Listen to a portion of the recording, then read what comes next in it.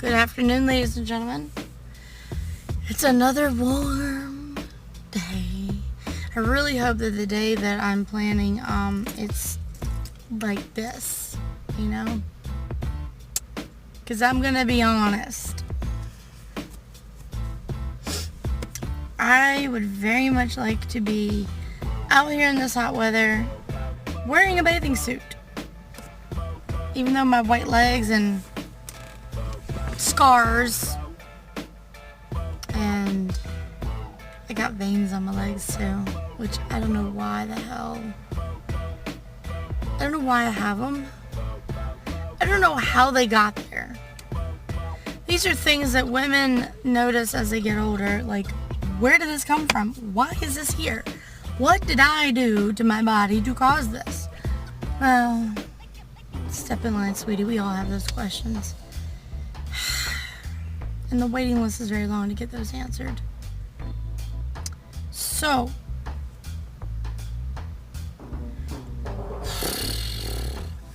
I had someone ask me about shamanism. So, since I am on a pretty decent level level of learning into shamanism, I will explain some basic definitions and as well as how much you're really asking when you ask, what is shamanism? Shamanism is something it's the oldest thing out there, really. I mean, I guess, you know, when it comes to some form of, felt good. When it comes to a spiritual path. Now, shamanism, there are countless different kinds of shamanism, many multitude different paths, as well as people that have pretty much basically done it by flying at the seat of their pants. They start out with one ordinance and then they just kind of like branch off doing their own thing. Because let's be honest, any spiritual path is not like anyone else's. It may be very close and very similar, but it's not like, let's say, this person or that person. It's always different because our perception and who we are and what makes us us is different from one to another. There is no such thing as a perfect copy of a person or a perfect go-to step-by-step manual that tells you how to pretty much get to a level where someone else is. Because honestly, let's be honest. When you go on your awakened path and your own spiritual, metaphysical, paranormal journey, your path, it's always going to be different than someone else's because it's just for you. It's nobody else's to be had. It's just yours. Not mine, not your mother's or your father's or your brother's or your sister's, your friends, your spouse. It's yours. Just yours. So, but of course there are people that have same experiences. Like, for instance, someone who is a psychic, they want to know, they run into a little problem, like, how come I feel this way when I'm in this kind of place? Or how come I feel this when I'm around this person and I just can't seem to figure this out? How to deal with it, how to cope with it. Now, there are similar experiences that people can help you with, but it's not going to be just like theirs. So, shamanism. Shamanism is very old. There are millions of different ways to go about it, and millions of different branches of it and paths. It's basically, you remember the chart in math where, you know, you map out all the different outcomes of certain things. Basically, basically, I'm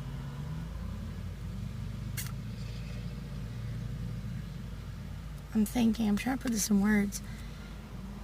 Basically, you have one branch of shamanism, and then let's say someone down the line goes off over there and over there.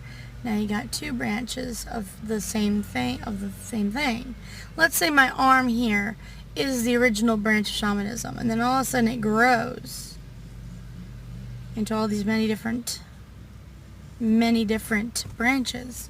Because, hey, the roots are probably the same, and it all started there. But later on down the line, you adapt. Shamanism is, from what I gather, when I was studying it, about adaptation. You adapt. You're flexible. You are a walker of life. And other life. So, yeah.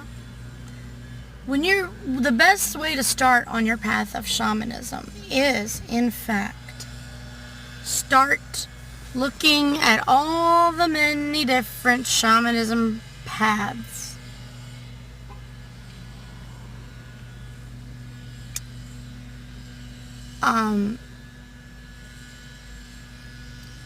These are broad terms. There's Native American shamanism, of Old Norse shamanism, which include the doctrine of the Morrigan and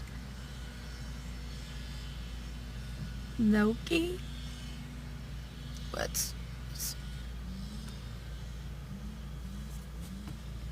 there's a lot, because basically their entire religion system is based on shamanism.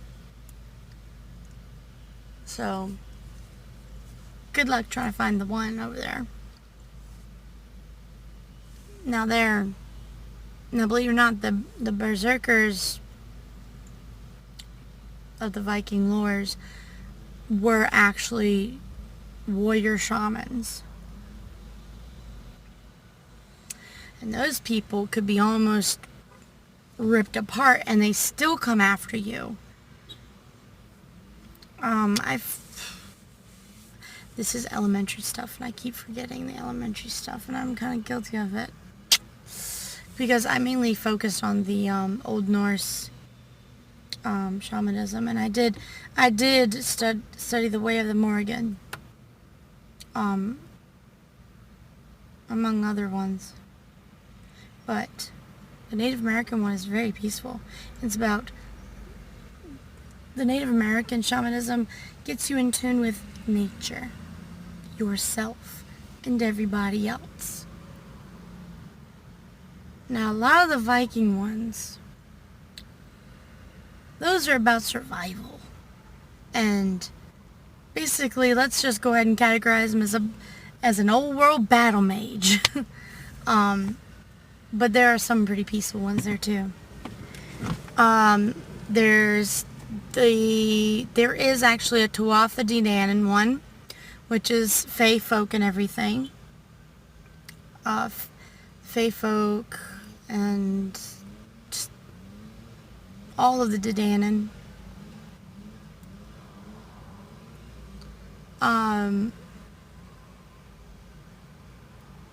So there's also the way of the... there's another one. It is getting on my nerves. There's also another one that is in the Native American shamanism group. You hit my car, I'm coming out, and I'm going beast mode on you. Just saying. These people ain't got no chill.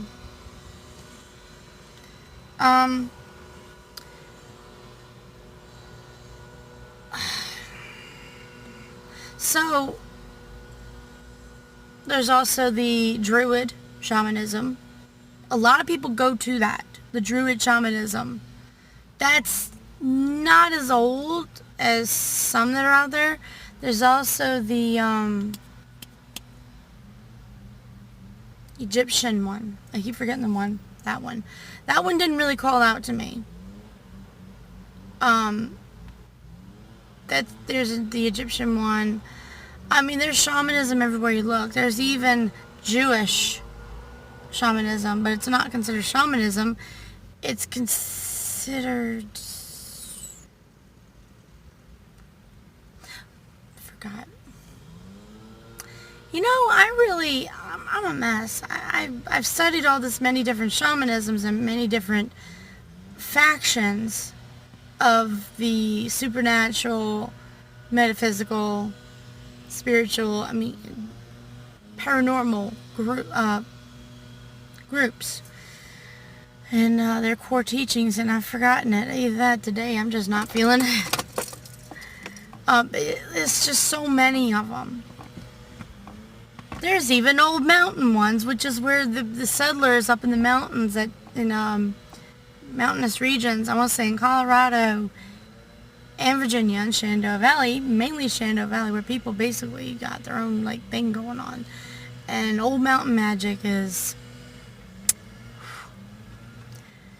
it can easily get pretty dark. And there's also the hoodoo and voodoo shamanism.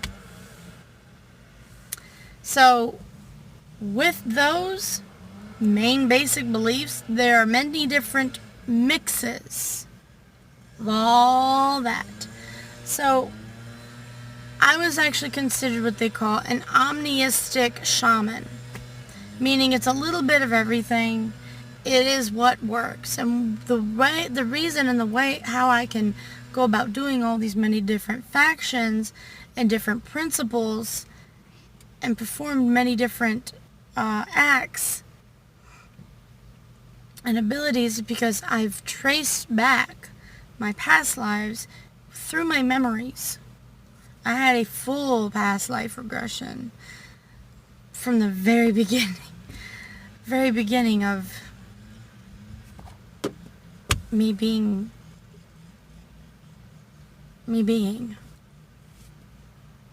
I mean it, me being. Think about it. Maybe a little before that. And I've learned that I'm able to, when you regain all those memories, you gotta pretty much come to terms with, what am I going to use and practice in this lifetime? What is best suited and needed for this day and age? For fun, I guess you call it, which shouldn't be for fun. I kind of toy with the weather. When I'm really upset and I'm depressed, I do what I call expel your emotions. I expel it and I cast it off into the sky. That is a Native American thing. And there's also a shamanism of Babylonian and Sumerian. Sumerian is very dangerous. You can be doing something really bad and don't even realize it. You have to exert discipline before you even set foot on this kind of way of life. You need to learn to be able to meditate, learn to control your thoughts, emotions, and mind. Control yourself, master yourself before you master something else. You always have to master yourself before you master something else. It always starts with you. It has to. Like being the change you wish to see in the world, it starts with you. You, nobody else, nothing else, no situation. You. Has to start with you.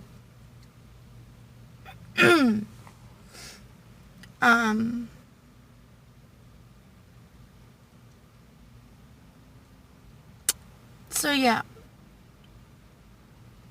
It only starts with you.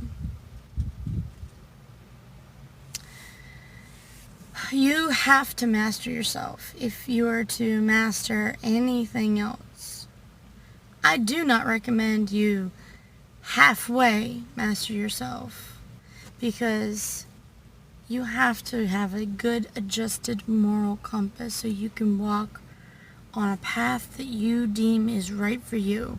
Some people walk on a path of light, which is good in not so many words as one. Some people will choose to work on the path of darkness. And well, not so many words as one, evil. Evil, you name it. I mean, just all in its essence. Some people decide, usually it's people that you will see people that have mastered the way of the light, and they would decide to, maybe I need to learn to be able to protect myself and be offensive as well as defensive. So some people will choose to learn the way of the gray. Now the gray is right smack dab in the middle. That is a morning, noon, and night affair of you balancing, and you have to realize while you walk in that path is everything you say, everything you do, how you behave, act, everything about you can affect everything around you. You have to mind yourself and master yourself before you even think of doing that. You can't have one bite of your main course and expect to get dessert. Doesn't make sense, does it? If you have your favorite food in the world right in front of you and you just take one bite and it's like, I want dessert. No, I just want dessert. No, you finish your food that's right in front of you and then you get dessert. Master yourself before you master something else. I really cannot stress that enough, because you can get in a lot of trouble and a lot of... I've seen people destroy their lives just trying to do just that. I would teach them a little bit, teach them about you have to self-master yourself, you have to balance yourself, adjust your moral compass, and then that's when you start the real learning. You have to take an assessment test before you get into college sometimes, so yeah.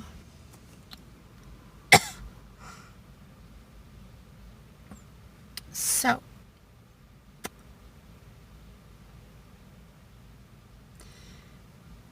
because other than that, you're going to sell something to something else that wants your soul, and you will not have any powers, and your life will be ruined. I have seen this many times. People dabble, people mess, people play with things they don't understand, and their life is ruined. And it breaks my heart, which is why a lot of people want me as their teacher, but I'm really reluctant, because I've seen people, I show them everything that can be done, and then I tell them, hey, before you get to here, you need to master yourself. Exert your self-discipline. Master you, and then master other things. While you're mastering yourself, your abilities will come out. Trust me, they will come out. But if you can't control your abilities, if you can't control your thoughts and your emotions and yourself, then how do you expect to control your abilities? Abilities are neither good or bad. They're neither light or darkness. They are exactly as how we use them. So if I were to curse somebody for really badly, that makes the energy dark. Now if I were to bless somebody, that makes the energy light. That is how it works. A spell book just lying there is not evil. It depends on what's in there.